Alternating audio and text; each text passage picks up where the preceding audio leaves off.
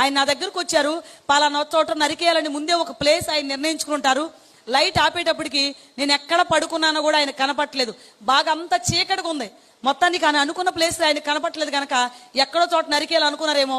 ఆయనకి ఎంత బలం ఉంది, అంత బలంతో ఒకే ఒక్క దెబ్బ వేశారని. అది ఎక్కడ పడిందో ఆయనకి తెలీదు. ఆయన అనుకున్న ప్లేస్లో మాత్రం ఆ దెబ్బ పడలేదు.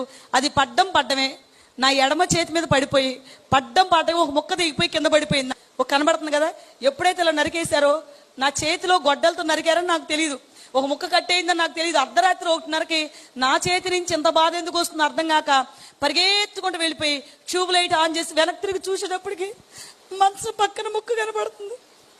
ఈ పడిపోయిన ముక్క మంచం పక్కన ఉంది. వడిగిపోయాను. అది చూసి నేను కంగారుగా ఏంటి అండి అన్నాను. ఇక్కడ ఎక్కువ ముక్కుపోవడం వల్ల బ్లడ్ ఆగట్లేదు, బాగా బ్లడ్ బయటకు కొట్టేస్తుంది.